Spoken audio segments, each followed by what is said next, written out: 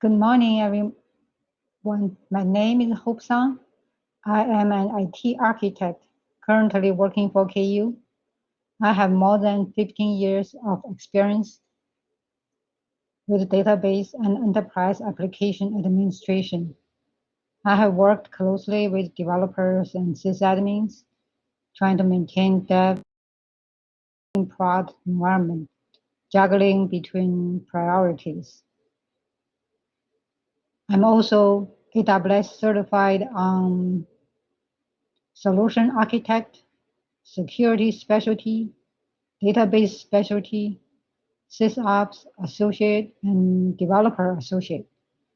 I have seen the trends in this industry and looked for answers to many of the same problems that we have troubled.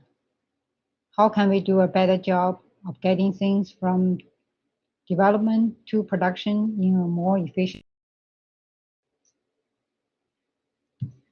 DevOps is my answer.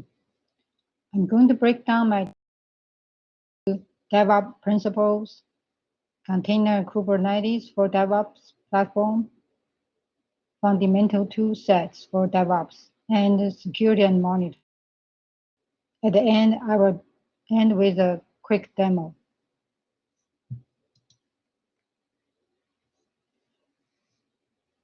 Why DevOps?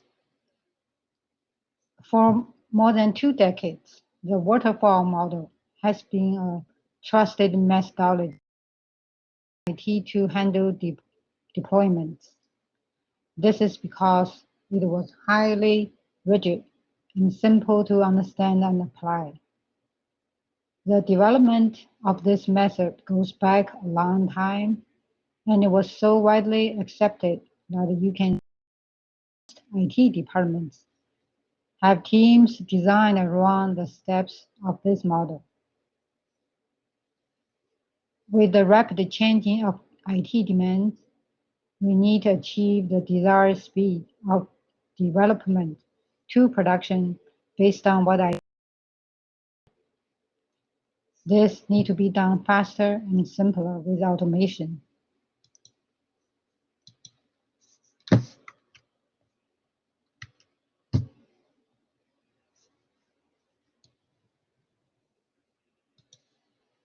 So looking at a diagram of a traditional feedback loop for the waterfall model, we can see why it is not ideal.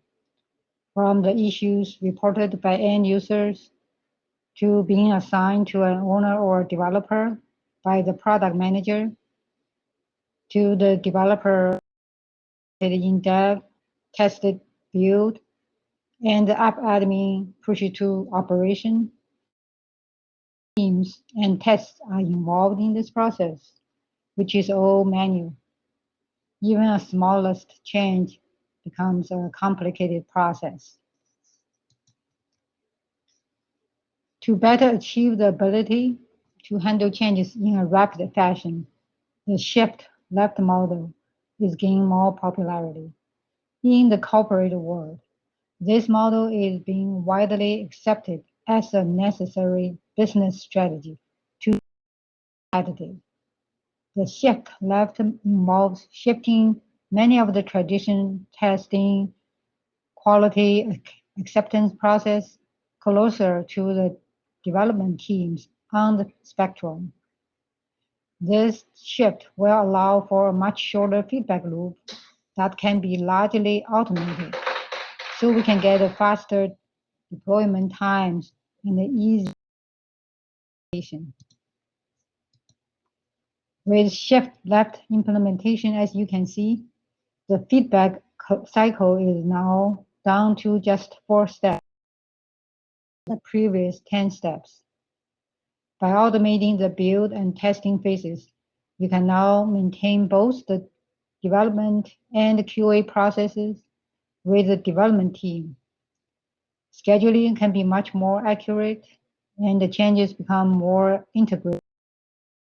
Developers can make changes in their code and go through the automated tests, then can be deployed to the prod directly with a much shorter life cycle and with more consistent results.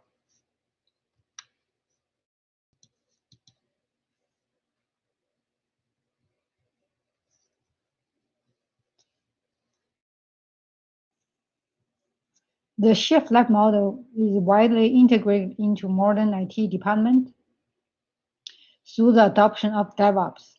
The term DevOps refers to a realignment of the traditional separated development and operation team.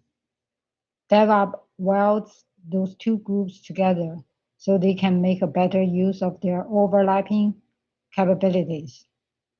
Costs of deployment will be reduced due to eliminating multiple development environment. We remember we used to have dev, test, staging, and prod. So with this automated process, we can streamline the whole process. And outcome of a good DevOps implementation is to achieve a stable, continuous deployment cycle. This means that from developer code to production deployment, all tests and QA is done automatically. Continuous integration, which involves automating the unit test and integration test. That is required once the developer written or change a code. Those tests verifies that the code won't break anything in the specific module that the changes are being made.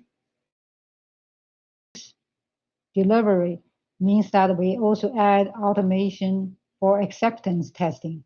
This verifies that if the change is adopted, it meets the criteria required for the production deployment. So once the continuous can be achieved, automated process will allow accepted to production automatically or semi-automatically. So this will significantly shorten the time needed to get a change from that in a more timely manner. The principles that guide the DevOps model are very straightforward.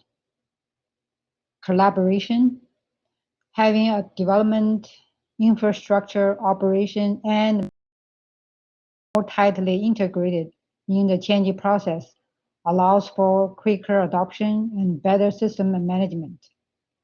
Automation, then we can automate everything or then test, expand, experience, and automate more. Iteration, with small chunk of code to support release, even sub-release, speed and frequency of the deployment. Continuous improvement. Cross-function teams should be involved at every stage of the software development, from planning to build to deployment and feedback, so we can have continuous improvement.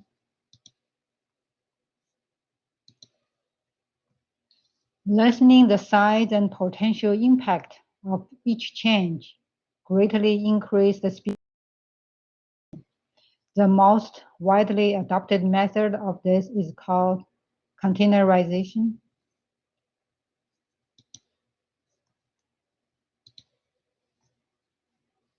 Containers will allow us to break a complex system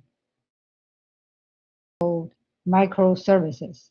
For example, if we can use separate container website, when we need to make a change to one particular website, we simply build a new container with a change that can be spun up to replace the existing one.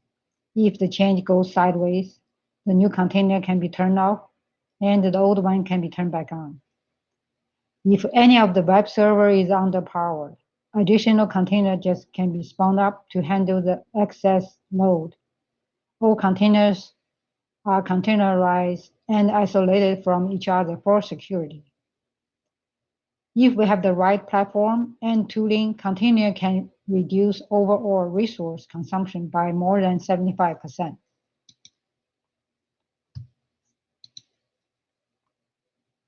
One of the fastest growing containers today is Kubernetes.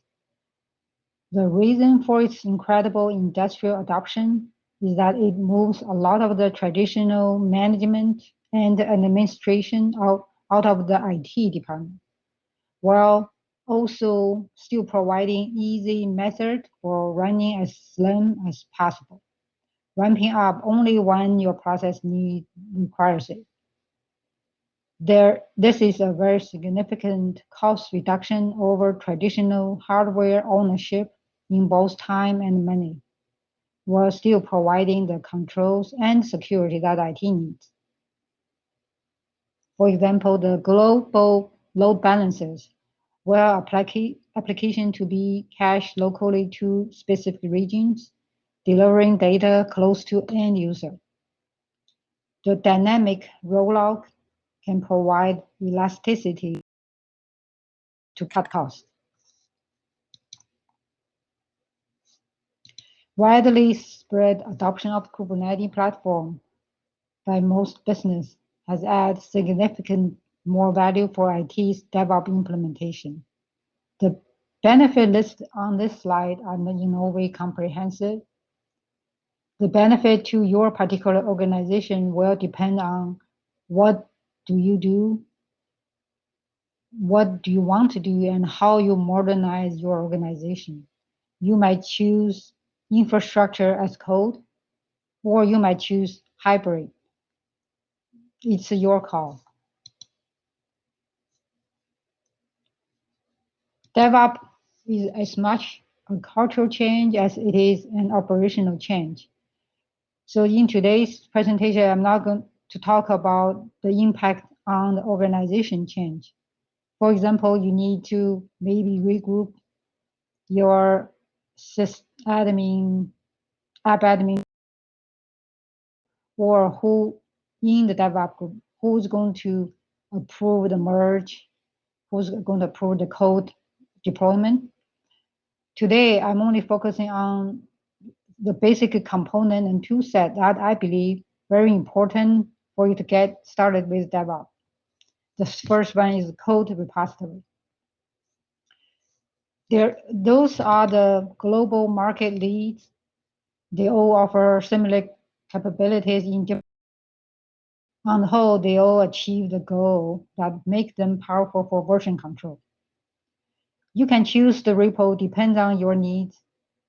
If you're a small shop, you might just want to use the open source. But if you have hundreds of developers and collaborations, you might want to pay for repo.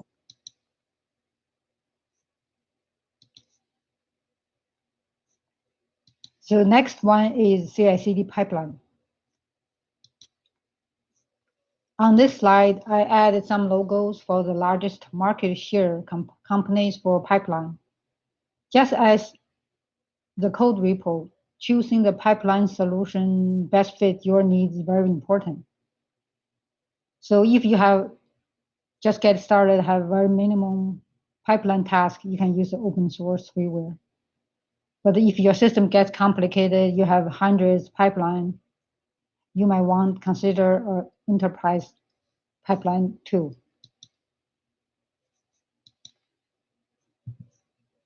The binary repository is a natural extension to the source code repository, in that it will store the outcome of your build process called artifacts.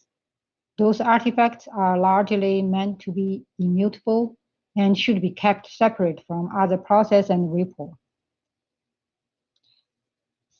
There are several artifact repository managers out on the market. So here I choose to put JFrog's product on this slide. This is not meant as an endorsement, but JFrog 2 is very widely adopted and provides building capabilities for a large number of code base and languages.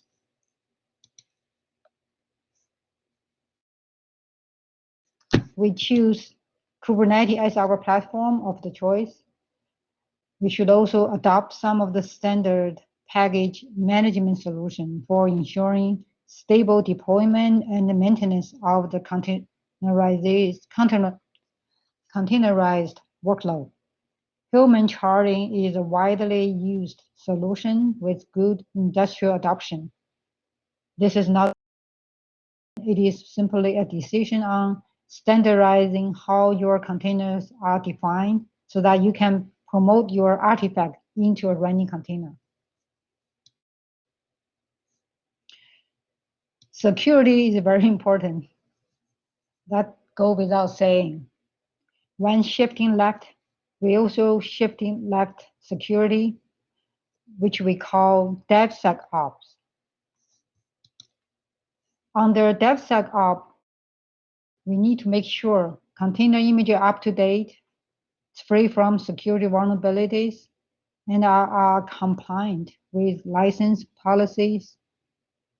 Integrating our security process into the DevOps process allows us to ensure that security is engaged in engineering into our system at the beginning, not glued at the end. Some of the tools in the market fulfill the needs for container scanning and inspections. With dynamic code analysis, those two parts in the architecture matches part in the Kubernetes. They also provide pipelining, gating, security rules. It also allows you to have unlimited detailed scans, minimize false positive by correlating patch layers with packages that are vulnerable in the same image. It will address vulnerabilities before they can be exploited at the runtime. So those are the two manufacturers that I put them here. There are many of them. Monitoring is one of the main obstacles actually for adopting Kubernetes. We need to gain visibility in container orchestration.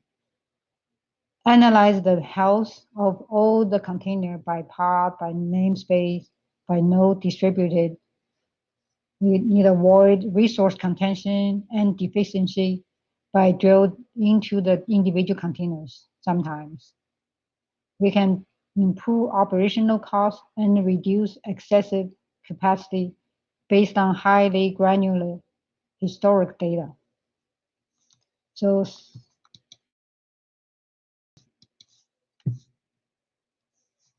those are some of the open source monitoring tools. They are free. And you can also use commercial paid software such as Datadog, SumLogic, DevOps environment needs. So I will show you, for the sake of demo, I created a very small project to show you the process and the workflow. So I used repo. Whenever I make a change, code change here, I will trigger a pipeline. So the pipeline will grab the new code and will build my application and deploy to dev. If I can pass my unit test, it will deploy to test. But if my unit test failed, it will kick back, so it will not deploy to test. So I need to review my code and read. So this is the workflow for that small project. So if my dev test didn't pass, I need either reevaluate my code. So this is a very oversimplified example of the workflow for.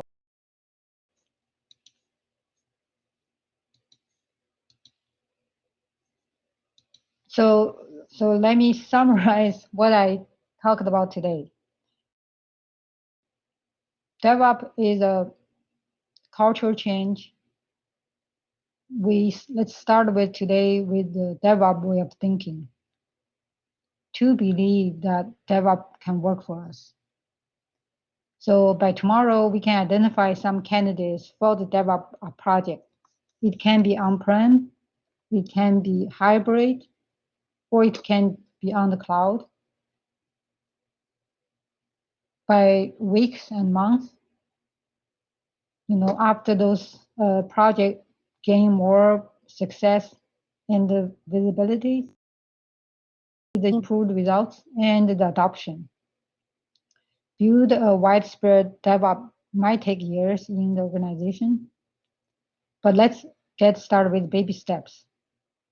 And also networking also helps us. So if we can work with other schools, share lesson learned, share what's the best practice, that also help promote the DevOps culture and environment. That's all for today's presentation. Let me know if you have any questions.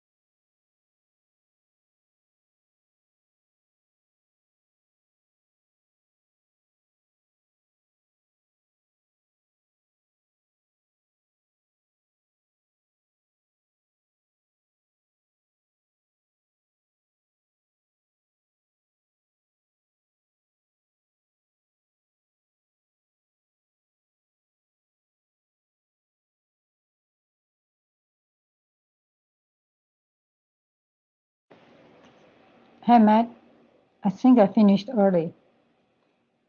That's okay. It doesn't seem like anyone has questions. Everything's still being recorded, but we can go back to the general reception area and that will stop the recording, and then we can post that after we add in the transcription. Okay, thank you for your help. Absolutely. Thank you so much for presenting today, Hope. You did a really good job. Thank you. Have a nice day.